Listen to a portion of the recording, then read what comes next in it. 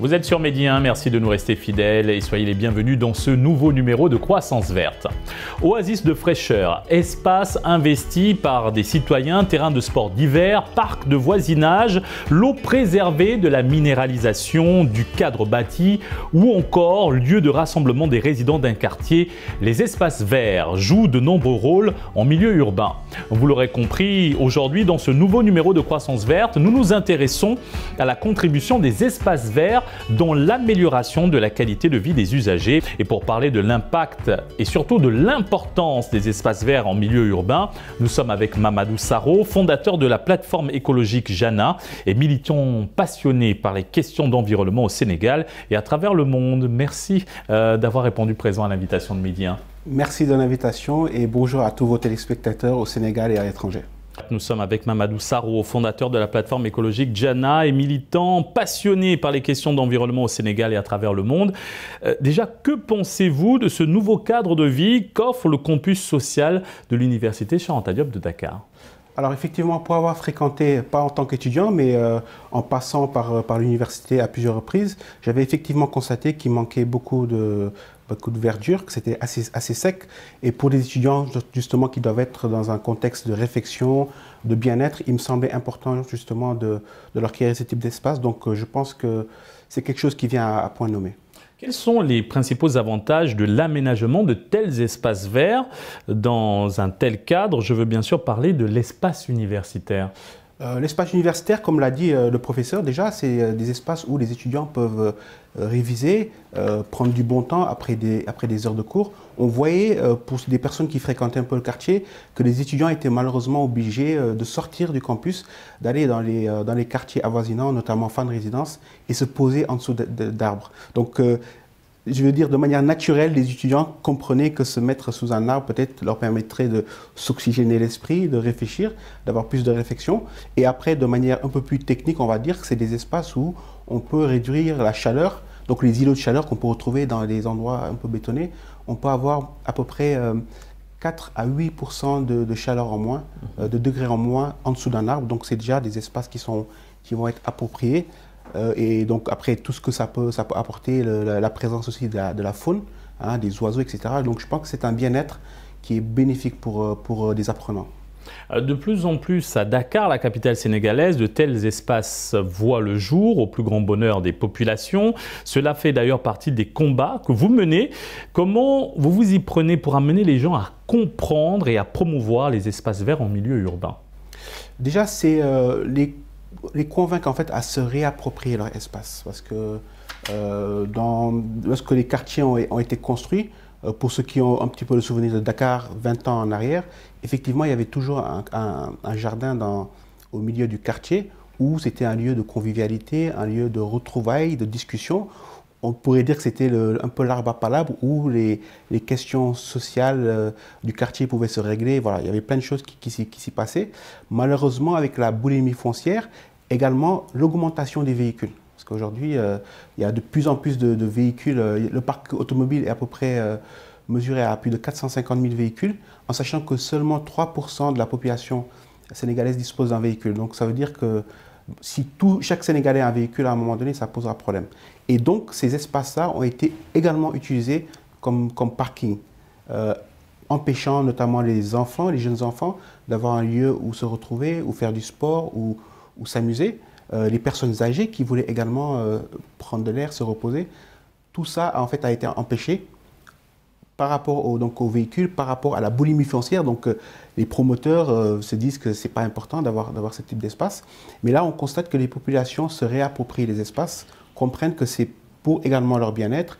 Et au-delà de ça, on peut penser aussi à des aspects d'éducation, comme on l'a dit, pour la botanique, pour la SVT, pour les enfants qui veulent apprendre. Pourquoi pas aussi promouvoir l'entrepreneuriat féminin avec des potagers urbains, faire de la permaculture.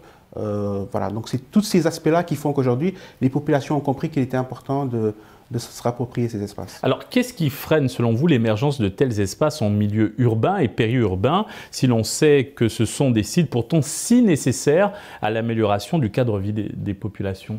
C'est que, comme on l'a dit, en fait, il y a une certaine boulimie foncière qui fait que tout espace, en fait, est propice à une construction, un nouveau bâtiment, même dans les maisons en fait, individuelles, on se rend compte que l'arbre qui se trouvait au milieu de la maison a disparu au profit d'une chambre qu'on va construire, qu'on va mettre en location. Et donc malheureusement ça impacte beaucoup.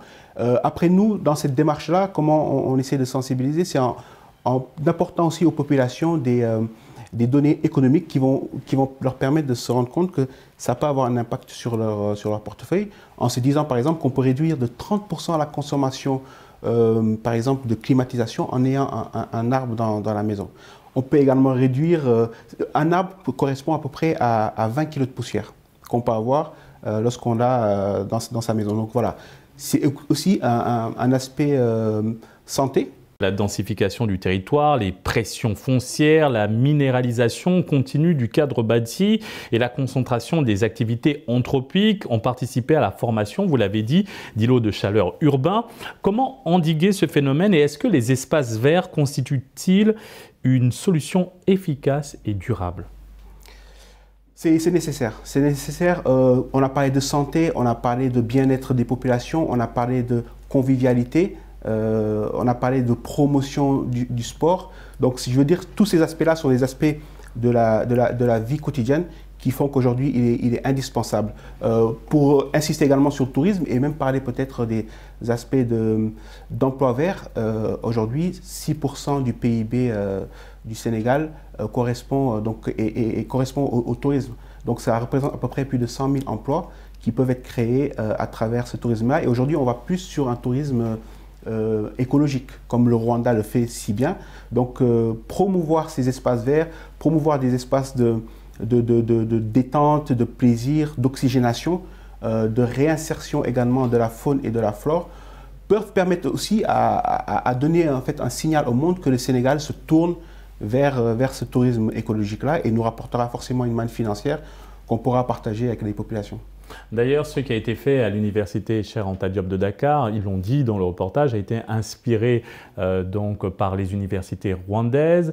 Une inspiration qui est venue au nouveau manager du COUD suite à un voyage sur place. Que pensez-vous de son initiative globale ? C'est une très bonne initiative. On n'est pas censé avoir la science infuse. On peut aussi aller s'inspirer de pays qui font de très bonnes choses, comme le Rwanda. Derrière, l'idée, c'est aussi que le Sénégal puisse proposer de nouvelles choses et ne pas forcément être dans la copie. On a pu le faire notamment en prenant une partie de l'ancien aéroport pour en faire un prochain parc. C'est un pas. Il faudrait qu'on essaie d'accélérer et avoir des innovations. Et c'est aussi, pourquoi pas, dans le cadre de l'université, essayer de trouver des filières de formation qui vont aller dans ce sens-là, des formations pour les aspects d'environnement, pour les aspects de mix énergétique. Voilà. Donc je pense que c'est aussi une possibilité de proposer aux étudiants en tout cas d'aller dans ce sens-là dans leur formation. Vous êtes le fondateur de la plateforme écologique Jana et militant passionné par les questions d'environnement au Sénégal et à travers le monde. Quelles sont les actions que vous menez allant dans ce sens au sein de votre plateforme ? Alors au sein de notre plateforme, on a fait beaucoup de choses, hein, comme bien évidemment le reboisement, on en a fait pas mal. On a fait également du plaidoyer, hein, comme je l'ai dit, pour essayer en tout cas de convaincre l'État de transformer cet ancien aéroport en parc naturel. Il faut juste savoir que le plan directeur d'urbanisme du Sénégal prévoyait qu'on passe de 0,15 m² d'espace vert par habitant à 1 m² d'ici 2035. C'est une très bonne chose. Dans ce cas, si on suit ce programme-là, il nous faudrait 300 hectares d'espace vert à Dakar d'ici 2035.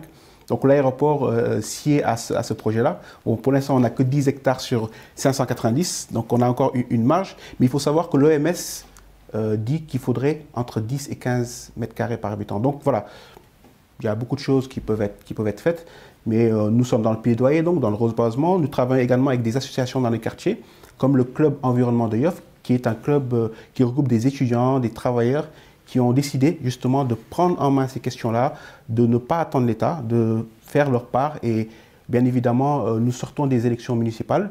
Il faut noter aussi que l'acte 3 de la décentralisation prévoit que les municipalités ont en charge donc la création de ces espaces verts. Donc, aux nouveaux maires, nous les appelons à ce qu'ils prévoient plus d'espaces verts dans nos quartiers et dans nos villes. Monsieur Sarro, avant de clore cet entretien, intéressons-nous à la déclaration de Parme qui s'était engagée à garantir à chaque enfant d'ici 2020 l'accès à des espaces verts où ils peuvent jouer et s'adonner à des activités physiques. Selon vous, où en est aujourd'hui un pays comme le Sénégal? On est en retard. Comme je l'ai dit, nous prévoyons d'avoir 1 mètre carré par habitant d'ici 2030. Nous ne les avons pas. Si on prend comme une ville comme Dakar, en fait, où il y a 3 millions d'habitants, le seul parc qu'on a en tout cas, c'est le parc d'Anne qui fait 60 hectares. Donc là, on a un retard de 240 hectares. On a l'aéroport qui pourrait servir de cela. Mais c'est aussi essayer de voir les endroits qui ont été pris de manière anarchique, l'accaparement de certains endroits qu'il faudrait peut-être songer à récupérer. Il y a un économiste qui s'appelle Joseph Schumpeter qui parle de la destruction créatrice. Malheureusement, on devrait aussi songer à cela, récupérer des espaces et peut-être même en centre-ville, penser à un système de classement, donc classer des zones urbaines pour en faire des espaces, comme on classe des forêts, par exemple, comme la forêt de Mbao. Donc je pense que c'est une réflexion qu'on pourrait porter et essayer de voir comment classer des espaces et permettre aux nouvelles générations de pouvoir vivre dans un environnement sain, parce que c'est également un droit. Merci Monsieur Sarro pour cet éclairage sur les espaces verts en milieu urbain. Merci beaucoup.